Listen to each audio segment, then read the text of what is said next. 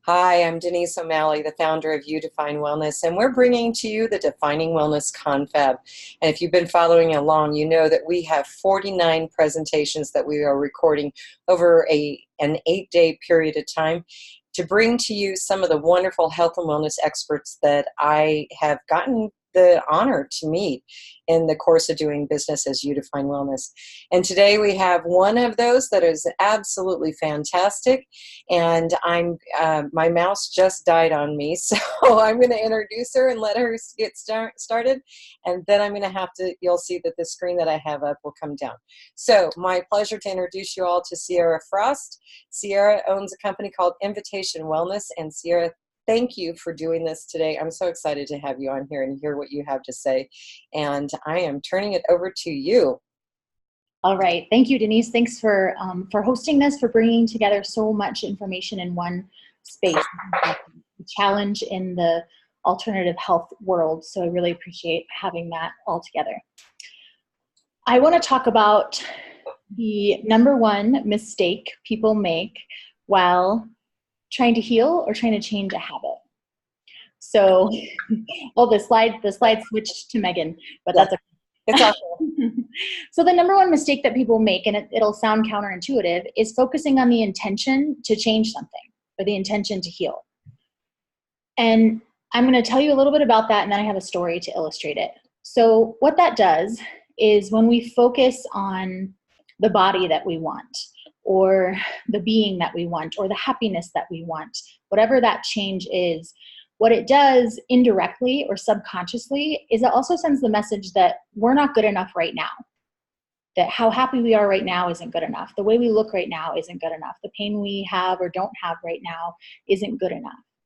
And when that happens, it actually sort of magnifies the issue because it's what we're focusing on.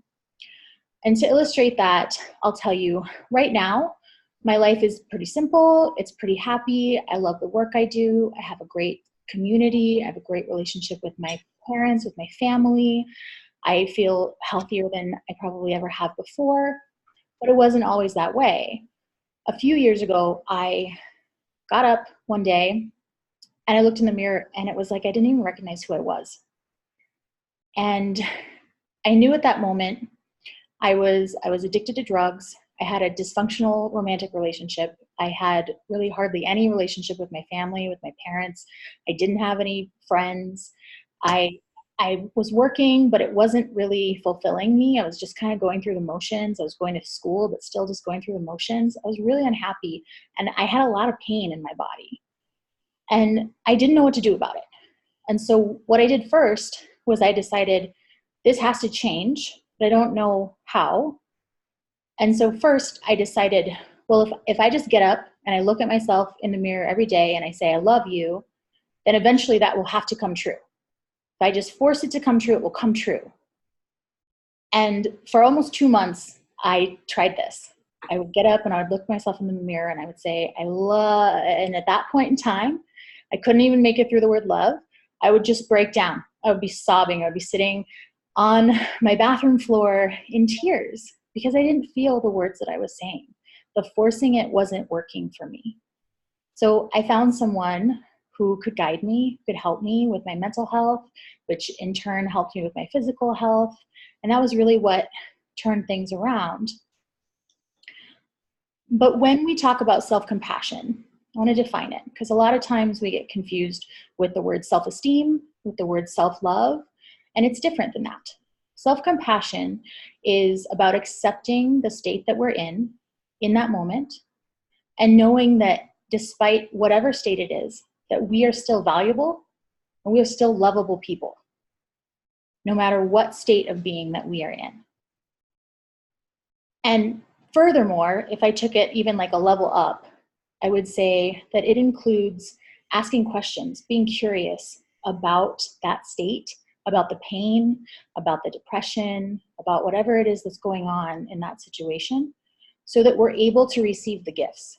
Because if we just keep avoiding it, in this case, in this illustration, in the story, avoidance was like forcing the love. I'll just force myself to love myself and it will work. But it didn't work. It just amplified that feeling of unworthiness. instead of accepting the unworthiness, the fact that I felt unlovable, and trying to figure out what is the message here? What is the message that I can learn? And when we can receive the message and the gift from the state, that's when it really starts to change, because then we have information to go with. And so that's why the number one mistake we do is we focus on where we want to go.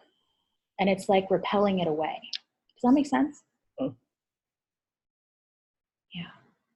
Yeah. So I have a question, but I can ask it now, or I can ask it later. Ask it now. Okay. So the question that I want people to consider, and you can journal on it, you can think on it, whatever works for you to kind of dive a little bit deeper. Question is, who would you be if you didn't believe there was something wrong with you? Who would you be if you didn't believe there was something wrong with you? Wow. Hmm. Yeah. And I think from there, we really start to uncover our true state, our true selves. And that's when I think it's important to have someone to guide you, to help you to build these skills. Just like I wouldn't go play professional basketball without a coach, right? Just like I wouldn't go fly a plane without having a mentor, having someone teaching me, giving me hours.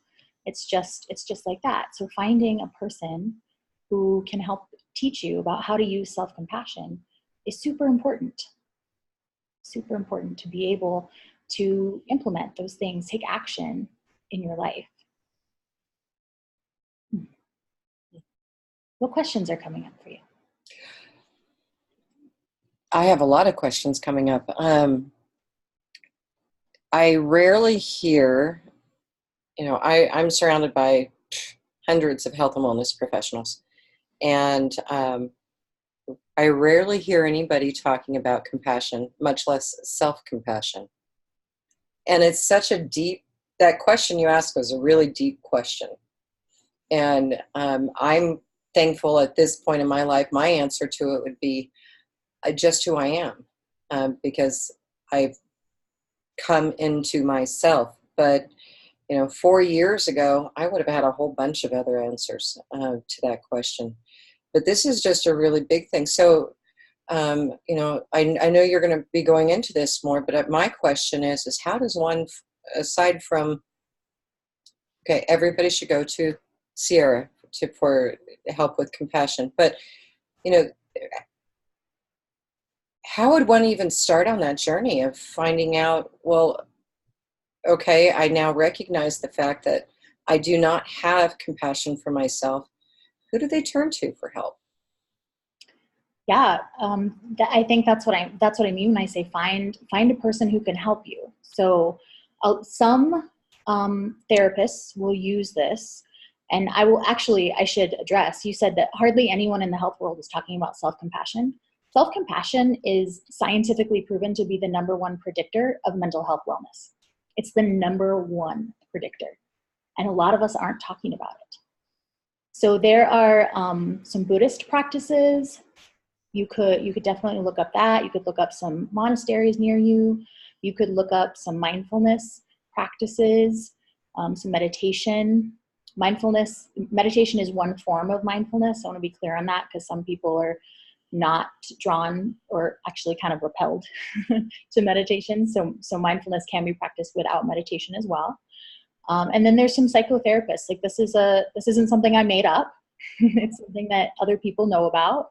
That question isn't something that I made up. It's something that I learned researching and doing a lot of work with people.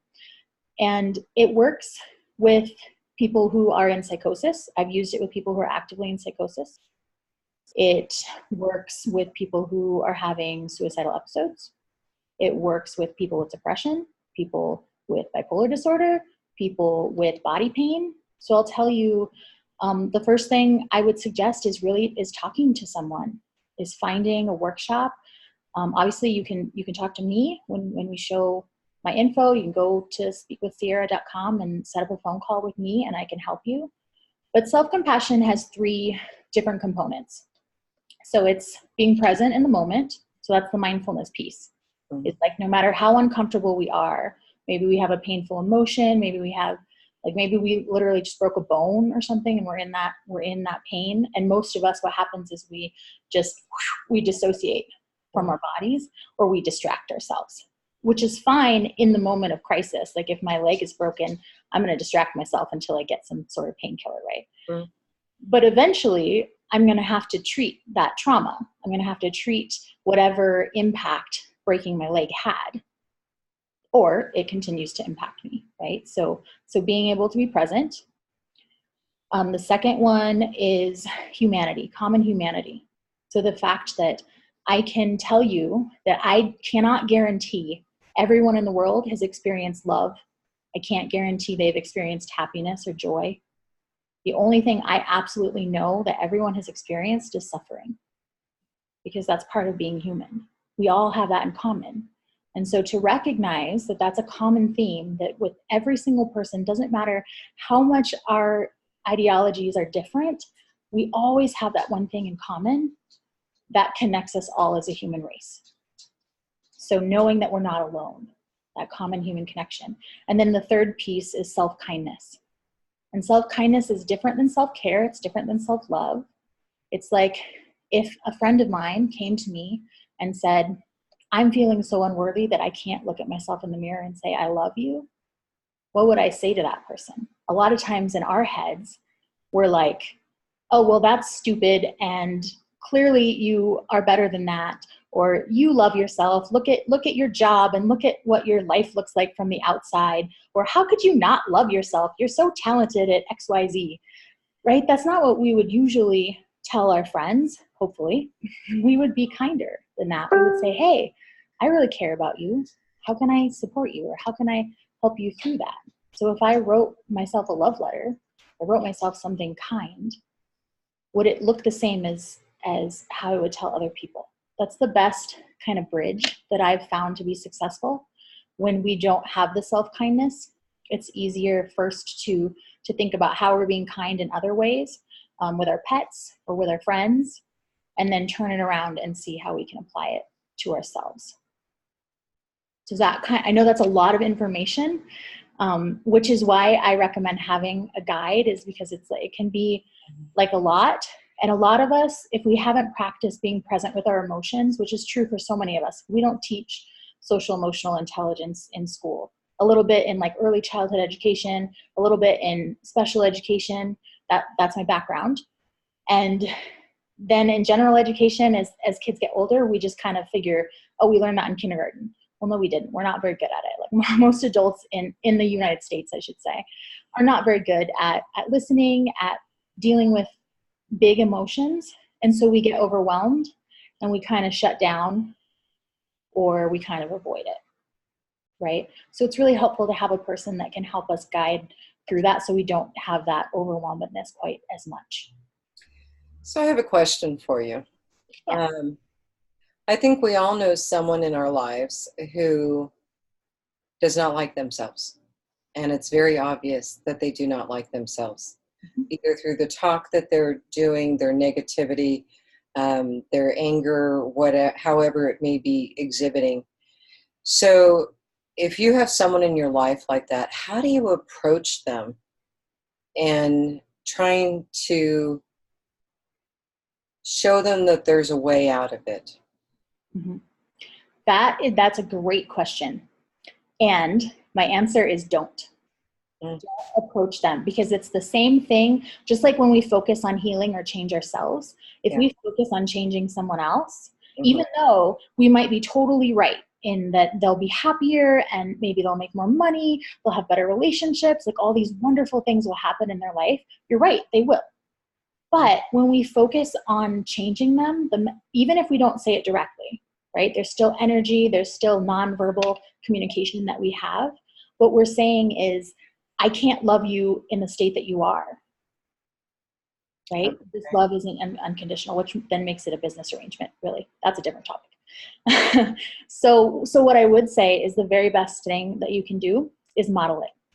Humans learn really, really well by observing behavior. So one thing that comes to mind if you're watching this, is to receive a compliment. So oftentimes we receive a compliment. Well, do you feel comfortable giving me a compliment? I'll model it. You have the biggest heart of anyone that I think I've met in a long time. Yeah, but you know, Denise, you're putting together this big confab. You're just providing so much service into the world. Like, your heart is really big. So what did I just do? I just redirected the attention. I'm like, oh, I'm having attention. I don't know what to do. So I redirected it. And I kind of devalued or dismissed the thing that you were noticing. So we do this. This is just one example of something that we do in our culture that isn't very compassionate to ourselves. It's definitely not kind to ourselves. So instead, what I can do is say, thank you. Further than that, I can say, thank you for noticing. You know, we do that all the time. We do it all the time. Like, let's say somebody's admiring, oh man, I love that jacket you're wearing today. And our response, but oh, this old thing? Mm-hmm. Or oh, you wouldn't believe how long I've had it, instead of just saying thank you. Mm-hmm. Yeah. I like it too. Definitely. And that brings up another point. When we're giving compliments, I really encourage people to focus on things that aren't physical. Jackets are fine because that's kind of like a sense of fashion. Like, hey, Denise, you have such a cool sense of fashion. I love those glasses, those frames that you picked out. Yeah. But when we compliment on, I don't know, like our hair or our body weight, we just kind of do it without thinking.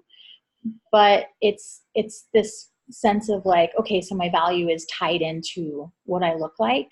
And it's already such a shameful message in our culture. Mm-hmm. So complimenting people on their values, on their talents, their qualities. Like you said, you have such a big heart. That's awesome. That's a great compliment. Thank you for giving me that compliment, by the way.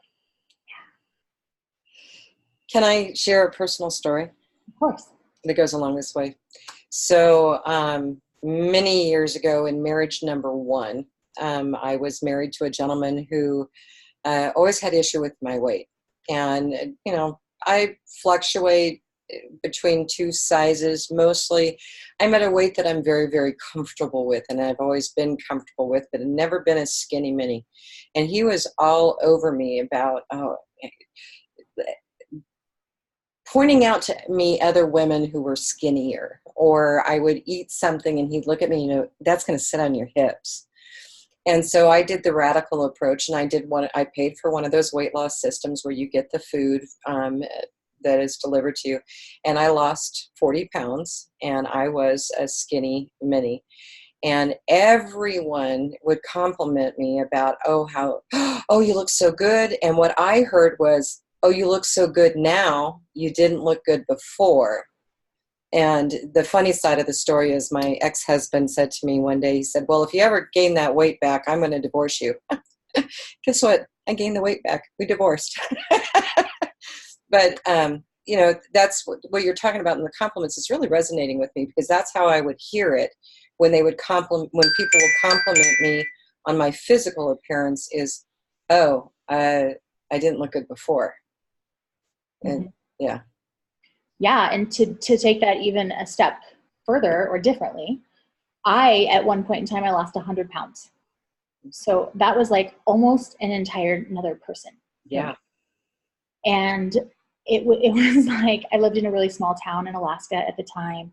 And it was like people who I knew would compliment me on it. People who I didn't know would also compliment me on it, because it was like they knew that I went to this certain gym, or they would see me running around. And so it was like strangers at the gas station would compliment me on what I looked like. And I started to develop this kind of identity with that, and this attachment with that like, oh, people are noticing me now. People are valuing me now where they didn't before.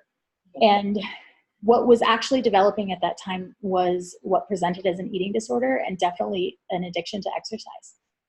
And so we never know what we're supporting in the background.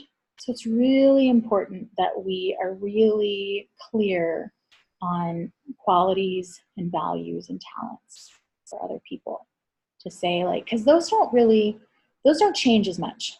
Someone who values love or compassion or being on time or cooking great food to bring people together, valuing community, things like that.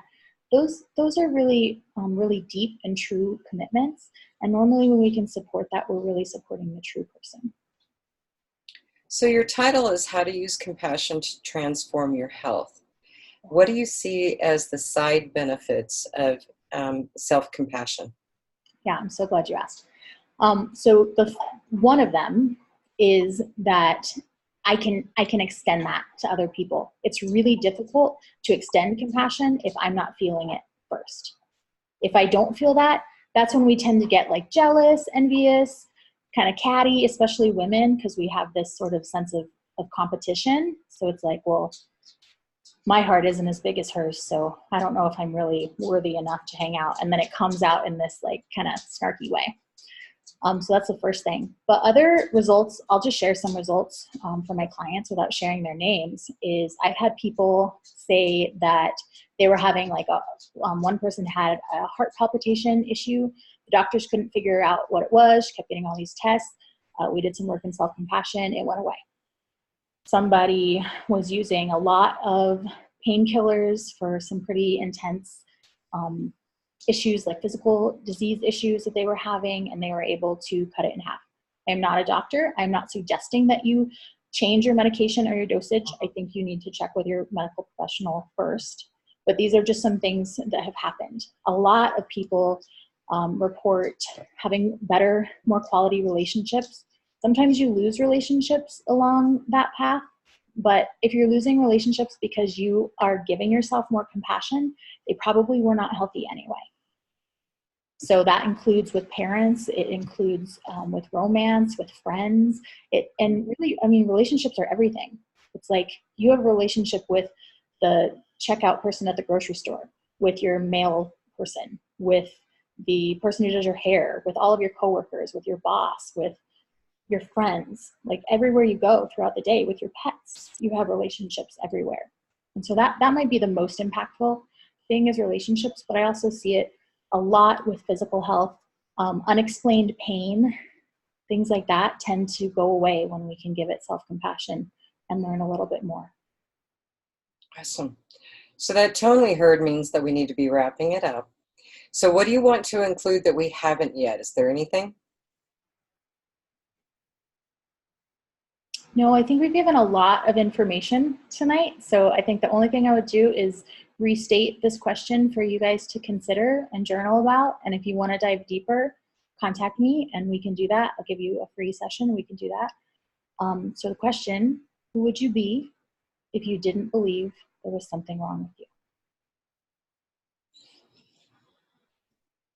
Okay, hope everybody wrote that down. If not, there's a rewind button. You can go back. And this is the point where I get to share with you a little bit of information about You Define Wellness, as well as Sierra's contact information, which will be forthcoming on in a couple of slides here. You Define Wellness, a lot of people have not heard about us because we're relatively new. We are a network of health and wellness professionals across the country, and we're operating right now in about 8 states and building provider networks all across the country. And one of the things that's different about us than perhaps some online directories you've seen is that we actually we vet our providers. We are doing a criminal background investigation. I can tell you we've got a lot of speeders in our group, and that's not necessarily a bad thing. But we have the criminal background investigation. We're checking regulatory licenses for disciplinary actions and stipulations. We're doing an online check and their reputation check. So there's a lot of things that we're doing. While it's not the end-all, be-all, you still need to do your own due diligence before doing business with anyone. But you know that when you're choosing a provider in the You Define Wellness Network, it's someone who has actually passed some sort of a background check.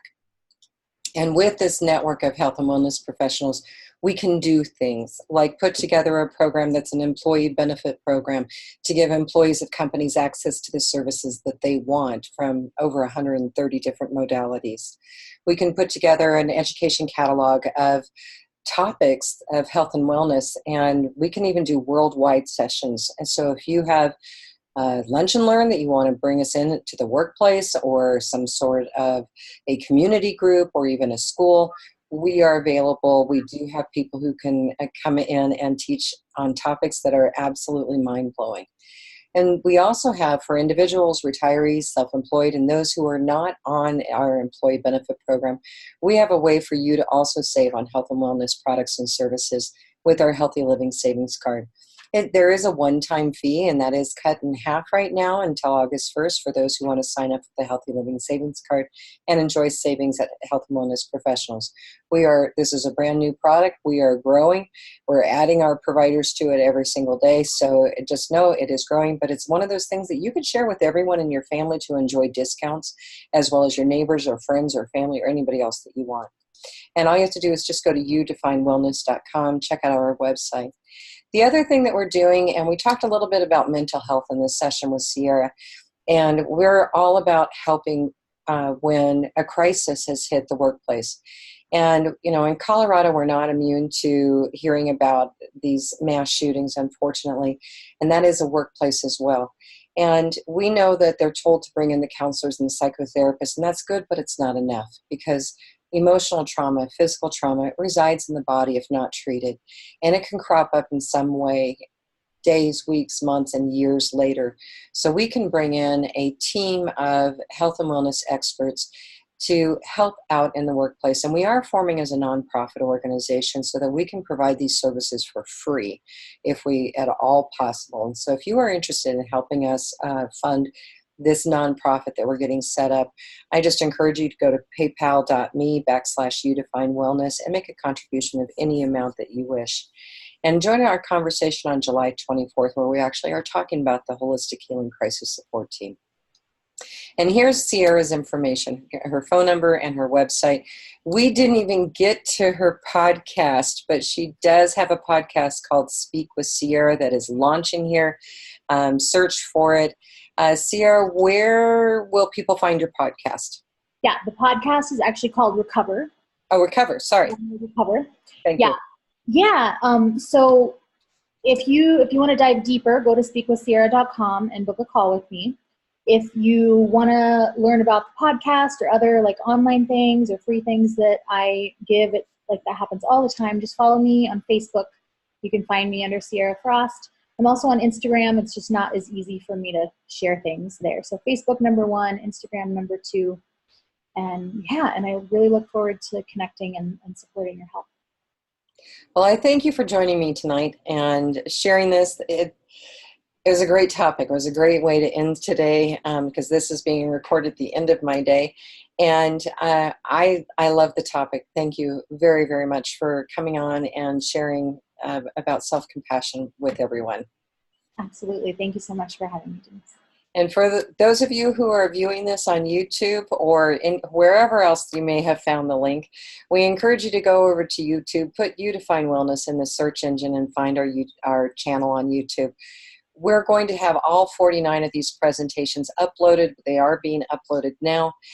But we've got a whole bunch of content that's already on there as well. And so we urge you to, if you're looking for health and wellness topics, we've got a bunch for you. So with that being said, thank you again, Sierra. Thank you guys for watching and have a fantastic evening.